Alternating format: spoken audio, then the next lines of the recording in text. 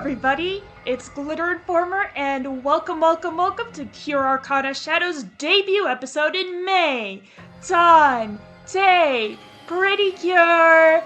For the very first time, Luluka is taking an active role in the plot, and it can't be more hype. Because let's be real, the other Phantom Thieves have hardly been a threat so far. Agassen has lost both times she's tried to take on the main characters, and Goemon isn't even really trying. The closest they've come to an actual threat is Niji, but the writers went and nerfed him in episode 6 because otherwise the show would have been over before the episode count reached double digits. Luluka, on the other hand, has been shown to be smart, strong, and speedy. She's given off a really cool aura this whole time, and she's never failed at anything she's tried to do so far. She even says twice in this episode that she never fails, and spoiler alert, this episode does nothing to disprove her point. For her first ever heist, Luluka goes so far as to leave a calling card. She announces that she's going to steal a famous jewel from an art museum, and she even goes so far as to announce the exact time and date she's going to do it. Calling cards are a common trope in stories of Phantom Thieves, and they're frankly really impressive when pulled off correctly. Committing a heist is hard enough when people don't know exactly when and where you're doing it. It's a huge risk, so it makes sense that none of the Phantom Thieves so far have done it. The calling card gets the attention of the media, so Anna and Mikuru hear about it on the news on TV, and they volunteer to investigate at the museum and prevent the crime. I love the concept of this episode. This is the first time the girls investigate a case before it actually happens, and there's tension the whole time as we keep switching back and forth between Luluka and Mashutan carrying out their plan and Anna and Mikuru figuring out how to stop it. During this sequence, the girls come in contact with Luluka for the first time. Well, actually only Anna does, but still, it's a big deal. This whole time, Luluka has known about Anna and Mikuru, but she's kept herself hidden from them, so they had no idea she even existed until now. Anna initially doesn't suspect Luluka of anything, because she just seems to be one of many ordinary guests, and she isn't doing anything suspicious when Anna meets her. On a barely related note, before the heist occurs, the owner of the museum brags that this famous necklace is worth 2 billion yen. For my fellow Americans, that's about 12.5 million US dollars. Now here's a fun fact. Anna and Mikuru do silly poses that look like the number 20. That's because numbers work kinda differently in Japanese. In Japanese, there's a number called oku, and it's equal to 100 million. So 2 billion yen in Japanese is 20 oku yen, or 20 oku yen. That's what the 20 is for. You're welcome for the tiny Japanese lesson today. So the announced time comes, and right on the dot, down to the second, the lights go out. Once they come back on, the case containing the necklace has a note on it announcing that the Phantom Thieves came in and replaced the necklace with a fake. But how could this have possibly happened? The case is unbreakable, and it's surrounded by a legion of security guards. The only way the case can be opened is via a facial recognition machine that scans for the museum owner's face. The answer is that it couldn't have happened. See, even though Anna is really good at detective stuff, she seems to be a relative newcomer to it. Mikuru, on the other hand, has dreamed of being a star detective for a long time, and she's been studying up on it. So Mikuru knows that this is the sort of case where the thief lies about having stolen an item in order to bait you into opening the item's container so they can actually steal the item. Unfortunately, the museum owner is a frustratingly stubborn lady.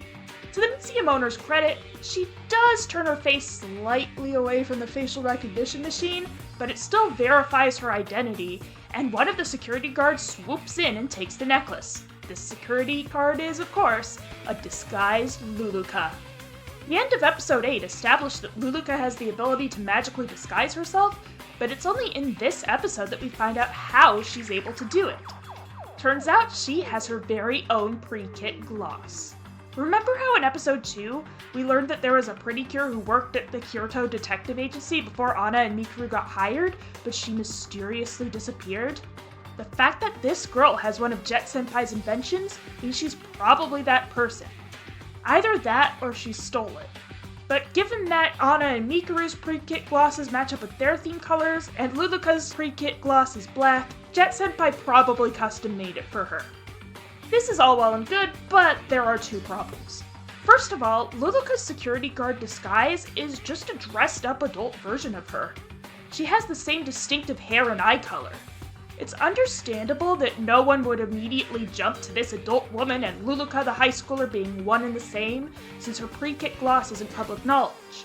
But they'd probably think the culprit was related to Luluka somehow, perhaps as an older sister. And then Luluka would become a suspect because maybe she helped out her evil sister. Not helping matters is that all of the security guards are male. You'd think that one of the guards would have been like, hey, since when have we had a female coworker and a distinctive looking one at that?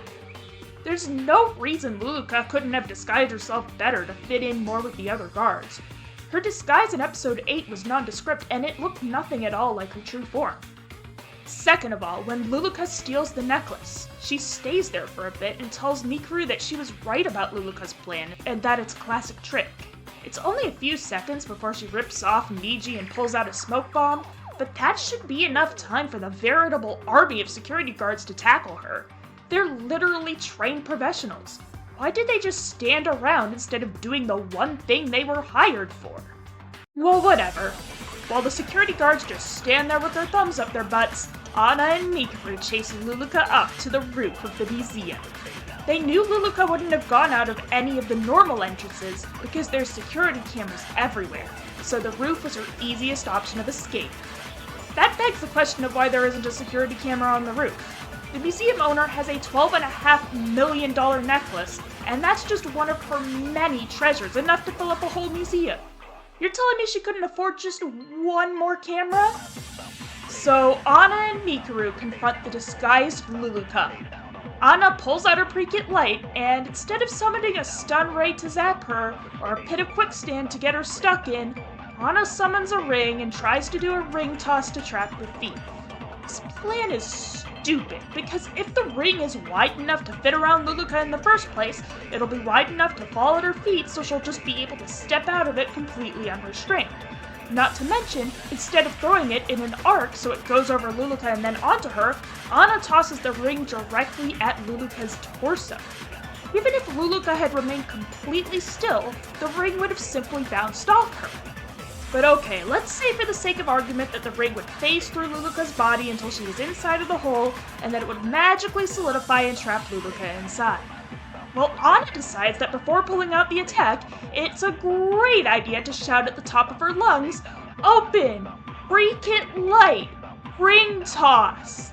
The whole process of pulling out the device, pressing the button on it, summoning the ring, and then throwing it takes 6 seconds, giving Luluka more than enough time to simply jump out of the way.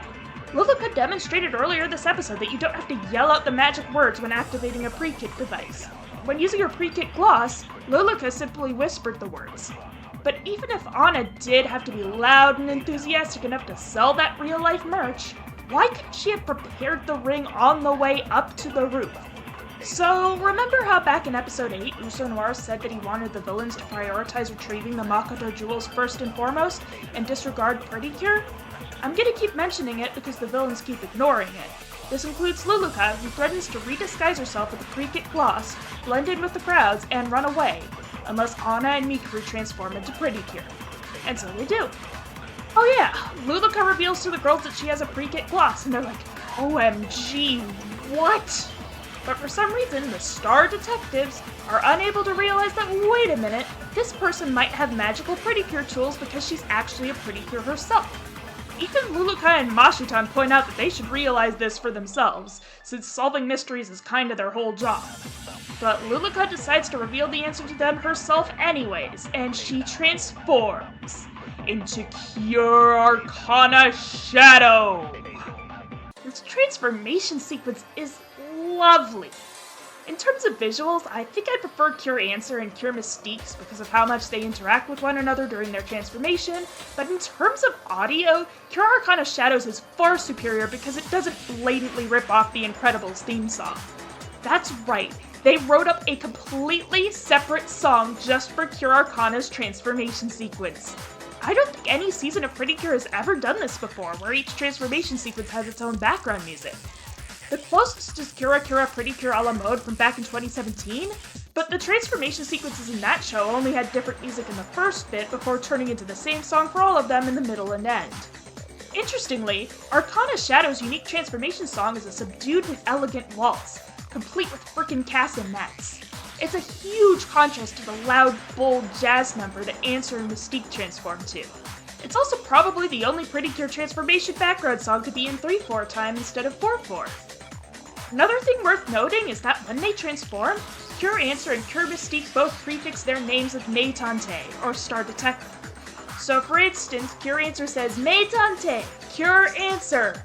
Cure Arcana Shadow, on the other hand, merely calls herself Cure Arcana Shadow instead of Meitantei Cure Arcana Shadow, because she's not a detective. Another thing. After they transform, either Cure Answer or Cure Mystique will say, "Allow me to show you my answer." They don't say the exact same thing. Answer conjugates the verb in the sentence in a less formal way than Mystique does, but it doesn't really matter. So what does Cure Arcana Shadow say after her transformation, since she isn't out here solving mysteries?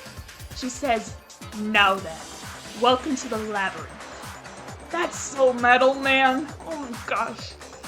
One final thing. Every single Pretty Cure season in history has had the title characters transform using a key phrase. In the case of this season, Cure Answer and Cure Mystique's transformation phrase is, "Pretty Cure, wake up time!" Because they transform with watches that make noises, kind of like alarm clocks. Get it?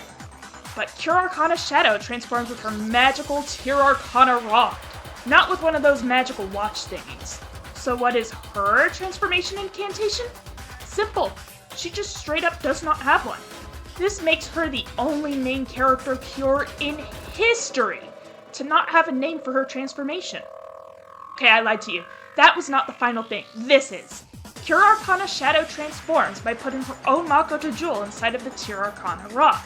In episode 2, when Jet Senpai saw Answer and Mystique transform for the first time, he was surprised to learn that it was possible for a person to transform into a Pretty Cure using the Makoto Jewel inside of their heart. So maybe Cure Arcana Shadow isn't the former Kyoto Detective Agency member after all. Otherwise, Jet Senpai would have seen her transform using her Makoto Jewel. Granted, that is assuming the Makoto Jewel came from inside her heart and she didn't just steal it or something. Now I'm finally done talking about the transformation. It's time for the actual fight, and let me tell you, things do not go well for our two protagonists. See, Answer and Mystique are not exactly subtle when it comes to combat. Whenever they attack, they shout, "Ah!" and do a lot of winding up before going in for a powerful punch or kick. This is all well and good when going up against a gigantic, lumbering monster, but unlike the other Phantom Thieves, Cure Arcana Shadow doesn't summon a Haninda, instead opting to attack the Cures herself. Just like in episode 6, she's incredibly fast and also quiet, making it impossible for Answer and Mystique to counter her attacks. There's a really fun moment where she even squishes Cure Mystique's cheek because she's just straight up toying with them. Throughout the entire fight scene, it's clear that Cure Arcana Shadow is having the time of her life. She's been stoic this whole time up until now. But since the transformation started, she's been smiling almost constantly. Then, Cure Arcana Shadow pulls out her main attack, Arcana Star Rain. It summons a ring of dark projectiles that shoot towards their target. I didn't realize this until checking the wiki, but this is the attack Arcana Shadow performed in episode 6 to save Pochitan's life.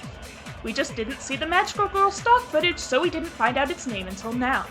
Overall, I'd put this attack well above Flying Spectrum due to the lack of filler and obnoxious product placement, but below the original This Is Our Answer finisher attack, because you know what's cooler than shooting beams? Turning into a beam yourself and impaling your enemy.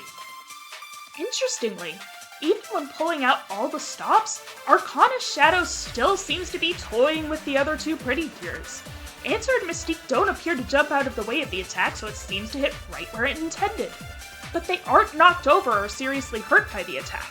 They get blown backwards and end up collapsing to their hands and knees, but they're nowhere near as beaten up as they were in episode 6. It seems to me like Cure Arcana Shadow purposefully missed. Then, Cure Arcana Shadow reveals that the necklace she stole was a fake this whole time. We cut to the museum owner, who elaborates further. She wanted to show off her collection of super expensive jewelry, but she was worried about it getting stolen, so the pieces she put up in the museum were all fakes. She just didn't tell anybody. So unless this museum was free to enter, she was scamming people. Only once one of her employees suggests calling the police does the museum owner actually admit to it. If she didn't admit to it then and there, the police would be called to retrieve the fake necklace, and the truth would come out on its own anyways. Better to get it over with, am I right? The question is, how did Cure Arcana Shadow realize the necklace was fake all along? We never do find out. But we do find that Cure Arcana Shadow has a surprisingly nuanced view of truth and lies. Up until now, the show has driven home that our heroes are truth-telling do-gooders who seek to uncover the truth and never tell lies. That is, if you disregard the fact that Anna has lied a couple times to cover up Pochitan's existence, but the show itself never acknowledges this or even seems to realize that she did so. Meanwhile, the Phantom Thieves are just straight-up card-carrying villains who delight in spreading lies. The only reason they have to do so, other than just being evil for evil's sake, is given in episode 2 when Niji monologues about how lying makes you able to manipulate people and gain power over them. By contrast, Cure Arcana Shadow says that because the museum owner lied about the necklace, the fake necklace ended up being so adored by the public that it attracted a Makoto jewel nonetheless. So in a sense, it kind of became real. If the truth is nothing more than what people believe, then do lies really matter? Her mystique seems to be seriously shaken up by Arcana Shadow's argument, but Cure Answer is having none of it. She doesn't care about the weird philosophical stuff. The fact is, Arcana Shadow was telling lies and stealing stuff, and that's just plain wrong. I like that this is continuing the thread from episode 1, where Mystique has doubts about herself and her path in life, but Answer encourages her to be confident and keep going. Cure Answer does her Answer attack, which Cure Arcana Shadow completely blocks using her rock. But even so, Answer smiles confidently at a now reassured Mystique. But just when you think the two reinvigorated heroes are going to have a heroic second wind against their new enemy, Agassen butts in out of nowhere. For the first time, I was disappointed to see her show up. This episode was supposed to be about the new Pretty Cure, and Agassen went in and stole her thunder for no reason. She takes the stolen necklace and turns it into a Haninda, and Cure Arcana Shadow is so pissed off about Agassen interrupting her aura farming that she attacks the Haninda herself, completely knocking it over and allowing Answer and Mystique to Flying Spectrum the Haninda to death and take back the necklace and the Makoto jewel. The villains retreat, but before Cure Arcana Shadow skedaddles on out, she has some parting words for the other two cures. As you are now, you can't beat the Phantom Thieves. So remember how Niji had his livelihood and quite possibly his life threatened after he lost to Answer and Mystique just twice? Well, Goemon and Agassen have now each lost to them more than that, and do we hear anything at all from Usonora against them? Not a peep. Especially egregiously, Cure Arcana Shadow is now outright confirmed to have sabotaged an attack against Pretty Cure. Agassen can vouch for her taking the other Cure's side against her in the Haninda, but does Usonora tell Arcana Shadow off for her obvious insubordination? Not in the slightest. Also, remember how at the beginning of this review I said that Luluka never fails, and this episode is no exception? You might be thinking I lied to you, because in the end, Luluka failed to get the Makoto jewel. But when Goemon tries and reassures Luluka about her failure, because he's honestly the least evil out of all the villains, and that's really cute. But anyways, Luluka restates that she never fails. Seems this whole time, her real goal was to expose the relics in the museum as fakes. The museum owner did in fact get exposed, and as a result of the scandal, she starts displaying the real items instead. I still don't understand why Luluka didn't take the Makoto jewel as well. She clearly could have sent Answer and Mystique to their graves if she really wanted to.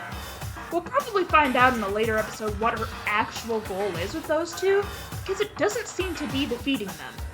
I still think she might be sabotaging the Phantom Thieves from the inside, all while acting as a strong enough obstacle to train Answer and Mystique to be better detectives and Pretty Cures. But that's just my guess. What do you all think?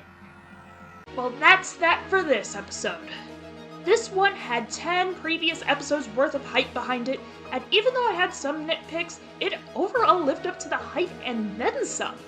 I was so worried they were gonna give Cure Arcana Shadow the idiot ball like they did with Niji in episode 6, but instead she ended up being somehow even cooler than the previous times she appeared.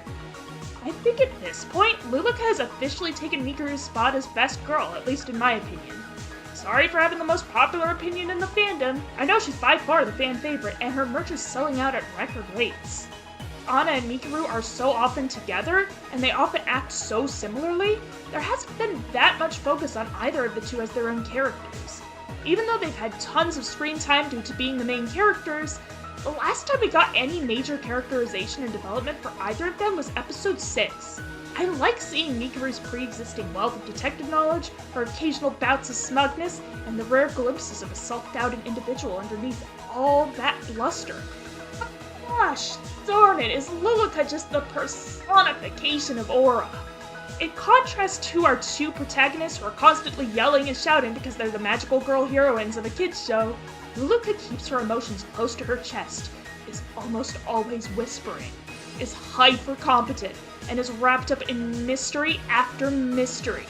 I love that this show has been steadily drip-feeding us more information about this girl. It seems like the next 2 episodes are going to give us even more of that sweet, sweet info. I'm so excited to talk about it with you all.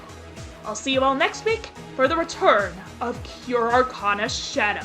Bye-bye!